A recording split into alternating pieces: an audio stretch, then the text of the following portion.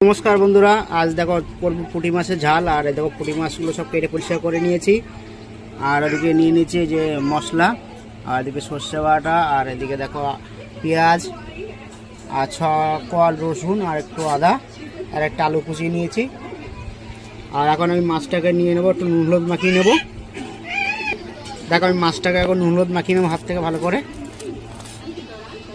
দেখো আমার মাছটাকে নুন হলুদ মাখানো হয়ে গেছে, আমি ওটাকে 10 মিনিট রেখে দেবো। আর এদিকে দেখো যে আদা রসুনটা ছিল সেটা চলো আমি একটু বেটে নেবো বা বেটে নিয়ে তারপর তোমাদেরকে দেখাচ্ছি। আমি দেখো বন্ধুরা আমি এই যে পরিমাণ মতো দেখো আমি একটু তেলটা নাড়িয়ে কড়ার চারিদিকে লাগিয়ে নিচ্ছি আর তেলটা আমার গরম হয়ে গেছে আর কড়াইতে আমি মাছগুলো ভেজে নেবো ভালো করে। একটু ভাজা হয়েছে মাছগুলো আমি সব তুলে নেবো। দেখো বন্ধুরা আমার এটাও ভাজা হয়ে গেছে, আমি এবার এই পুঁটি মাছটাও তুলে নেব। দেখো বন্ধুরা গোটা জিরে আর 3টে এলাচ ফাটানো। আর এদিকে দেখো মাছের ঝাল করার জন্য পুঁটি মাছটাকে এরকম লাল লাল করে কড়া করে ভেজে নিয়েছি আমি। আর এদিকে দেখো পেঁয়াজটাকে আমি একটু হালকা লাল করে ভেজে নেব, হালকা করে ভেজে নেবো পেঁয়াজটাকে। দেখো আমার পেঁয়াজটা ভাজা হয়ে গেছে, আমি এখন দিয়ে দেবো আলু কুচানো আর 3টে কাঁচা লঙ্কা। দেখো আমার আলুটাকে মোটামুটি ভাজা হয়ে গেছে, আমি এবারে দিয়ে দেবো ওর মধ্যে আদা রসুন পেস্টটা দিয়ে দিলাম। এবারে ওটাকে ভালো করে ভেজে নেবো একটু। আমার আদা রসুনটা ভাজা হয়ে গেছে, আমি এবারে দিয়ে দেবো সেই গুঁড়ো মশলাগুলো। যে দেখো আমি আর যাতে মশলাগুলো না পড়ে যায় তার জন্য আমি দিয়ে দেবো অল্প কিছুটা জল।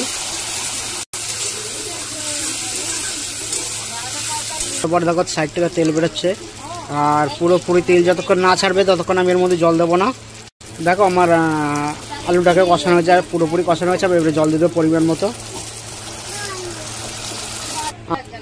দেখো বন্ধুরা আমার মাছের ঝোল রেসিপিটা হয়ে গেছে আর আমি এখন একটু গরম মশলা দিয়ে দেবো উপর থেকে। আর এদিকে আমি একটু গরম মশলা দিয়ে দেবো উপর থেকে। বন্ধুরা আমার মাছের রেসিপিটা হয়ে গেছে, চলো নামিয়ে নিয়ে তারপর তোমাদেরকে দেখাচ্ছি আমি। আর তোমরা জানো আমি অনেকদিন ধরে ভিডিও দিতে পারি না কারণ এটা সমস্যার জন্যে। আশা করি তোমাদের ভিডিওটা ভালো লাগবে, আবার যদি ভালো লেগে থাকে ভিডিওটা পুরো দেখার চেষ্টা করবে আর দেখার পরে একটু শেয়ার করে দেবেন যাতে পরবর্তীতে আমরা এগিয়ে যেতে পারি বন্ধুরা। দেখো বন্ধুরা আমার এদিকে মাছের ঝোল রেসিপিটা হয়ে গেছে, কারণ তোমরা যে দেখতেই পাচ্ছ আমার এখানে একটা লাইটের প্রবলেম হচ্ছে কারণ এটা আজ আমি সায়নের দিদা বাড়িতে এসে করছি।